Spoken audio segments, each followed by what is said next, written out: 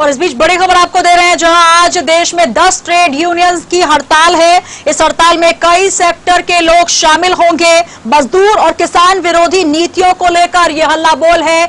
10 trade unions का सरकार की मजदूर और किसान विरोधी नीतियों को लेकर यह हड़ताल आज 10 ट्रेड यूनियंस इसमें शामिल होंगी, जिसमें कई सेक्टर्स के लोग भी शिरकत करेंगे।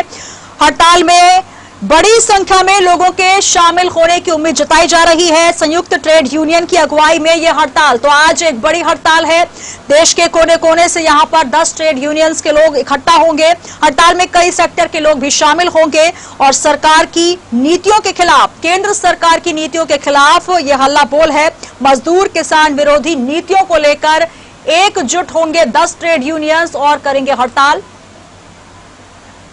और हमारे साथ हमारी सहयोगी निधि प्रसाद जुड़ रही है। निधि, लगातार जब से केंद्र का कृषि कानून आया उसके बाद से एक सुर मुखर होने लगे कि केंद्र सरकार जो है किसान विरोधी हो गई है और अब एक बड़ा आंदोलन देखने को मिल रहा है। क्या कुछ है अभी इसको लेकर अपडेट्स?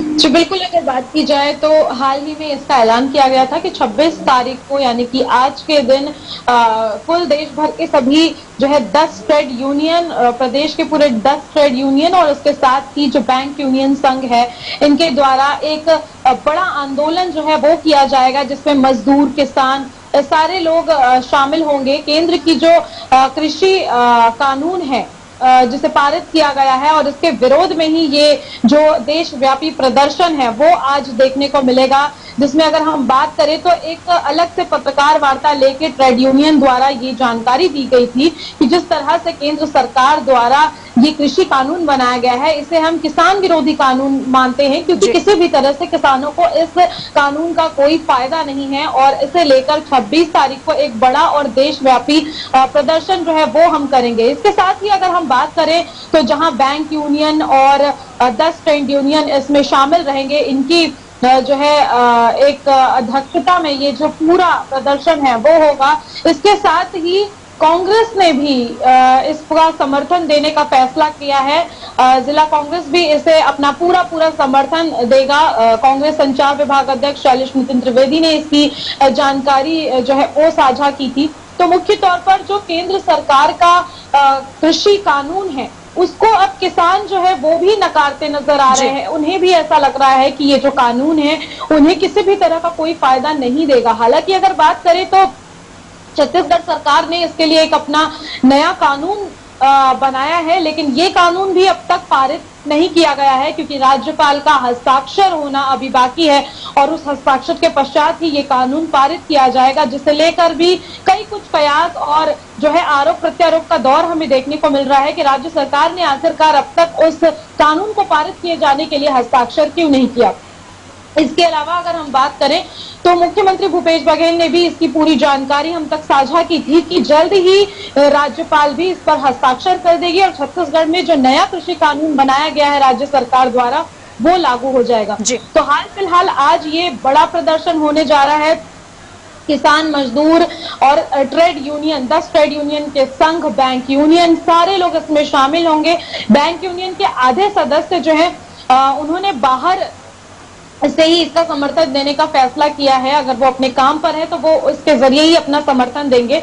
और इसके अलावा कोरोना काल चल रहा है तो सोशल डिस्टेंसिंग, फिजिकल डिस्टेंसिंग का पूरा ध्यान रखा जाएगा, ये ऐलान भी किया गया है, क्योंकि फिलहाल कोरोना की दूसरी लहर अब शुरू हो गई है तो सतर्कता भी काफी जरूरी है। जी बिल्कुल निधि, बड़ी संख्या में इसमें जो लोग हैं वो शामिल हो रहे हैं। 10 ट्रेड यूनियंस एक साथ इसमें इकट्ठा हो रहे हैं। कहीं ना कहीं जिस प्रकार से केंद्र सरकार ये दावे कर रही थी कि ये किसान हितैषी है, कृषक हितैषी ये बिल है, लेकिन कहीं ना कहीं जो गैर भाजपा शासित राज्य हैं वहां पर इसका शुरुआती दौर से ही विरोध देखने को मिल रहा है। लगातार जो किसान संघ है, जो यूनियंस है, वो इसको लेकर हड़ताल का पहले ही मन बना चुके हैं। कहीं ना कहीं बड़ी चुनौती के तौर पर देखा जा रहा है, क्योंकि राज्य सरकारें जो कह रही है कि हम अलग से कानून लेकर आएंगे। छत्तीसगढ़ में कानून लाया भी गया, लेकिन कहीं ना कहीं वो पेंडिंग पड़ा हुआ है, अभी तक सिग्नेचर जो है वो नहीं हो पाए हैं। तो कुल मिलाकर एक बड़ी चुनौती अब केंद्र सरकार के सामने देखने को मिल रही है। एक तरफ किसानों के हित में काम करने का दावा और दूसरी तरफ ये बड़ी चुनौती।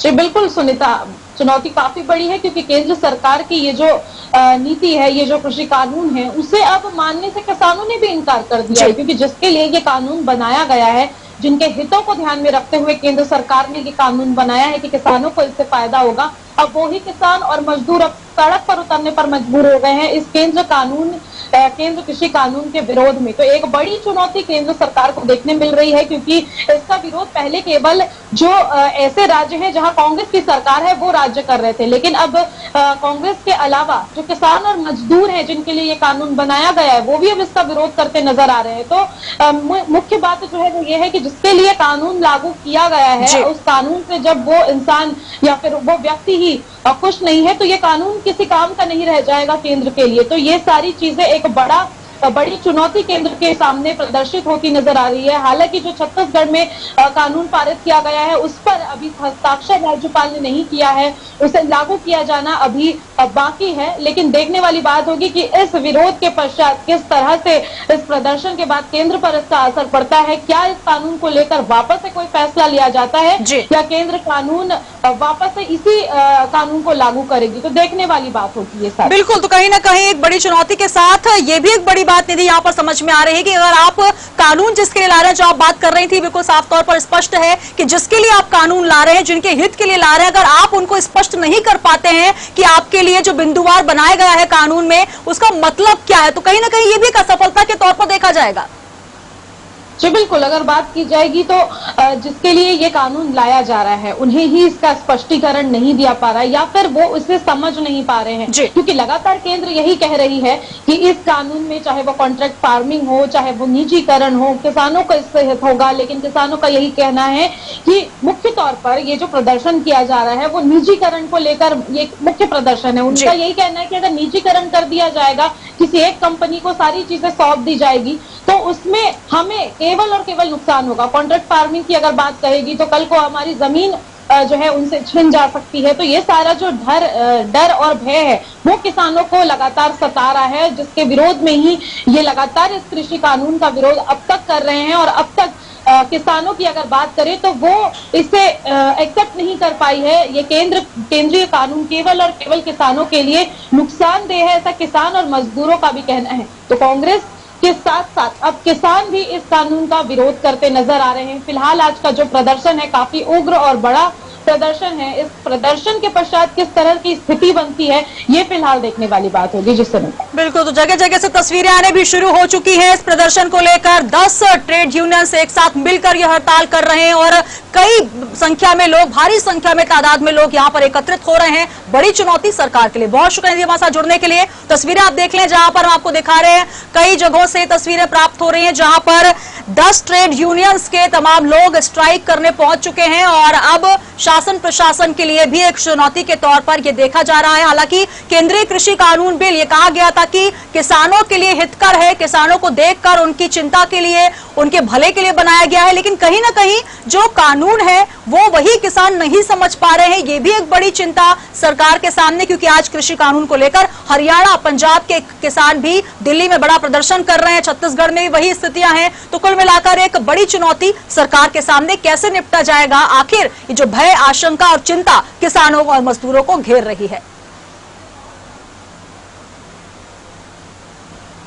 और इसी के साथ ही इस बुलेटिन में इतना ही। दीजिए इजाजत, लेकिन चलते चलते एक बार